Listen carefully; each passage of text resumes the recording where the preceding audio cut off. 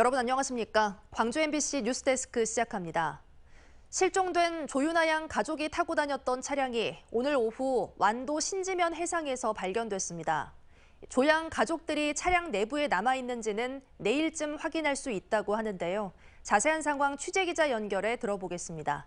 양현승 기자 전해주시죠. 네, 실종됐던 조윤아 양 아버지 소유의 아우디 차량이 완도군 신지면 해상에서 오늘 발견됐습니다. 오늘 오후 3시 20분쯤 방파제 앞 해상에서 아우디 차량의 그릴 부속품 일부가 발견된 데 이어 오후 5시 12분에 차체가 수중에서 확인됐습니다. 방파제에서 80m 떨어진 해상으로 가두리 양식장 근처에 차량이 있었습니다. 발견 당시 차량은 10m 수심 아래 앞부분이 바닥 뻘층에 박혀 있고 트렁크 부분은 떠오른 형태인 것으로 전해졌습니다. 경찰이 수중과학수사요원을 투입해 차량 번호는 확인했지만 차량 대부분이 뻘에 묻혀 있는 데다 차량 유리창 틴팅이 짙어 내부 모습을 살피지는 못했습니다. 다만 경찰은 차량의 문이 잠겨 있는 점으로 미뤄 내부에 조 양 가족이 있을 가능성에 무게를 두고 있습니다. 일단 경찰은 수중수색을 통해 차량 트렁크에서 여행용 짐가방을 수거했습니다. 경찰은 해경과 협의해 내일 오전 10시쯤 차량을 육지로 인양할 계획입니다. MBC 뉴스 양혜승입니다. 정부가 인공지능 반도체 산업 성장 지원 대책을 발표했습니다. 정부 대책에는 국산 반도체를 광주 AI 집적단지에 활용하겠다는 계획이 포함됐는데요. 앞으로 광주 전남이 반도체 산업 성장을 위해 민간 기업을 얼마나 유치할 수 있느냐가 최대 관건으로 떠올랐습니다. 보도에 김영창 기자입니다. 최근 정부가 발표한 인공지능 반도체 산업 성장 지원 대책입니다. 오는 2024년 광주 AI 집적단지에 국산 반도체를 도입한다는 계획이 포함됐습니다.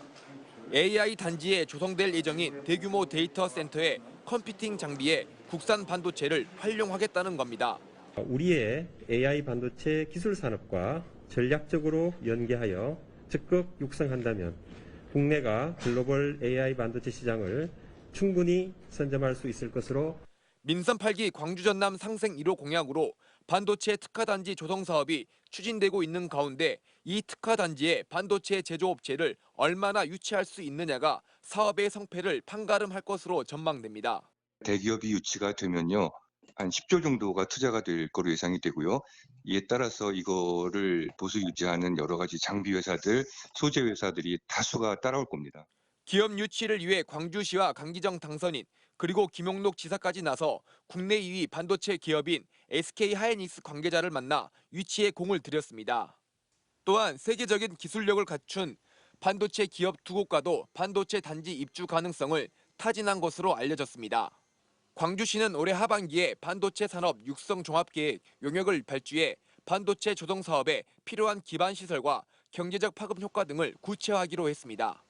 이 반도체 특화단지 조성이 우리 지역의 미래 먹거리 산업으로서 굉장히 절실하게 정말 필요하다 이렇게 보여집니다.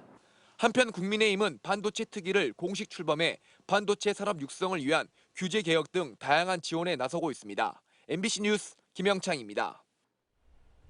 70%에 이르는 심각한 상가 공실률 등 빗가람 혁신 도시는 여전히 반쪽 활성화에 머물고 있는데요. 2차 공공기관 이전을 비롯해 혁신도시 시즌2의 조속한 추진이 필요하다는 반증입니다. 현 정부가 구체적인 로드맵 제시 등 후속 절차를 서둘러야 한다는 목소리가 큽니다. 한신구 기자의 보도입니다. 정주 인구와 주택수에 비해 지나치게 많게 설계된 빗가람 혁신도시의 상업용지. 기형적인 구조를 벗어나기 위해선 원룸과 아파트 등 상대적으로 부족한 주거 공간을 늘리는 게 핵심으로 꼽힙니다. 주거단지는 여기가 굉장히 부족하거든요. 지금 광주보다 좀 싸니까 주거가 많이 들어올 수 있는 방법을 모색하지 않으면 아무리 해도 해법은 없다. 그렇지만 아직까지 계획 인구 5만의 80%밖에 차지 않은 데다가 까다로운 용도 변경 절차를 다시 거쳐야 하는 등 상황은 그렇게 녹록지 않습니다. 더욱이 나주시는 물론 광주시와 전남도 등 지방정부 차원에선 한계가 있는 만큼 중앙정부 차원의 혁신도시에 대한 정책적인 지원과 관심이 절실합니다. 공공기관의 44%가 여전히 수도권에 위치해 있는 만큼 혁신도시를 포함해 지방 경쟁력과 국가 균형 발전을 위해 2차 공공기관 이전의 밑그림이 그려져야 한다는 겁니다. 특히 지난 4월 현 정부가 공공기관의 지방 이전을 15개 국정과제의 하나로 제시한 만큼 그에 걸맞는 구체적인 로드맵 등 후속 절차를 서둘러야 한다는 목소리도 큽니다.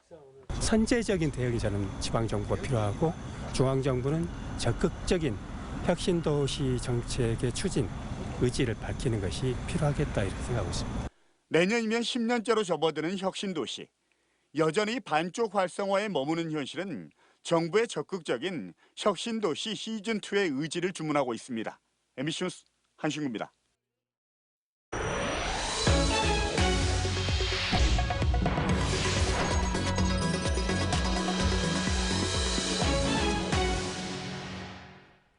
전남 화순에 있는 서유리 공룡 화석지에서 익룡의 발자국 화석이 무더기로 발견됐습니다. 익룡들이 모여 살았다는 게 최초로 증명된 건데요. 살아있는 익룡이 남긴 발자국들이 확인된 건 이번이 처음입니다. 임지은 기자가 보도합니다.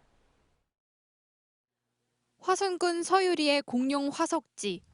2에서 6cm 정도 길이의 뚜렷한 익룡 발자국들이 촘촘하게 박혀 있습니다.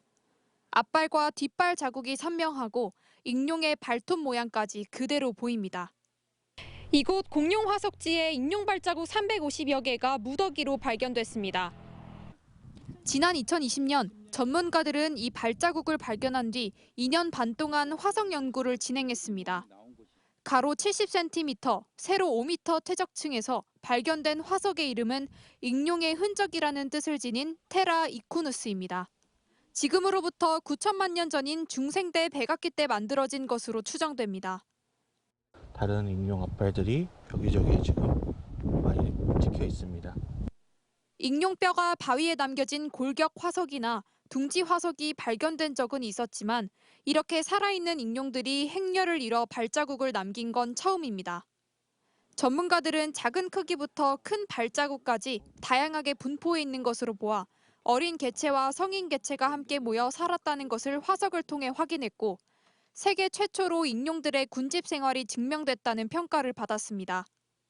날아다니는 익룡에 대한 이야기를 오늘 한 거고 거의 한 집단, 한 식구가 거의 몰려있다 생각하면 되는 거예요. 화순 서유리 일대에서는 지난 1999년 육식, 초식 등 1,500개의 공룡 발자국 화석이 발굴돼 유네스코 세계지질공원의 지질 명소로 지정됐습니다. 여기에다 익룡들의 군집 생활 증거도 발견되면서 세계지질공원으로 재인증되는 데 큰 도움이 될 것으로 보입니다. MBC 뉴스 임지은입니다. 광주 도심 도로에서 대형 화물차가 오토바이 운전자를 들이받아 50대 남성이 숨졌습니다. 광주 북부경찰서에 따르면 어젯밤 11시 20분쯤 광주 북구 신용동 지하차도 2차로에서 50대 오토바이 운전자가 60대 남성이 몰던 화물차에 치여 숨졌습니다. 경찰은 사고 당시 화물차 블랙박스에 숨진 운전자가 오토바이에서 떨어져 나와 도로에 있던 점을 토대로 이전에 다른 사고가 있었는지 여부를 조사하고 있습니다. 광주 전남 지역 오토바이 교통사고 대부분이 야간 시간대 집중된 것으로 나타났습니다.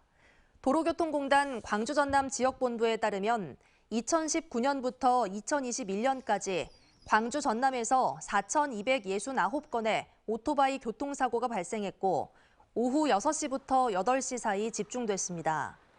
요일별로는 금요일과 토요일에 걸쳐 사고가 집중됐고 오토바이 사고 발생이 많은 나이대는 광주는 20대, 전남은 70대 이상으로 조사됐습니다.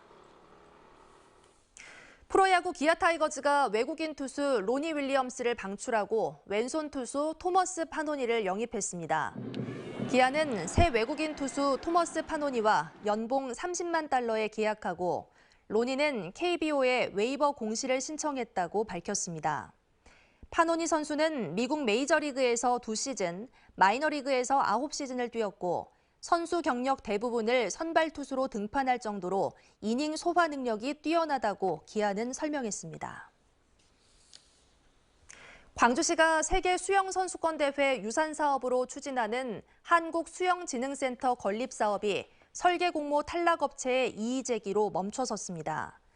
광주시 종합건설본부에 따르면 한국수영진흥센터 설계 공모에서 탈락한 A 업체는 설계 공모 운영비원이 당선된 컨소시엄 업체 중 한 곳의 임원과 이해관계인이라며 최근 법원에 지위보전 및 계약금지 가처분을 신청했습니다.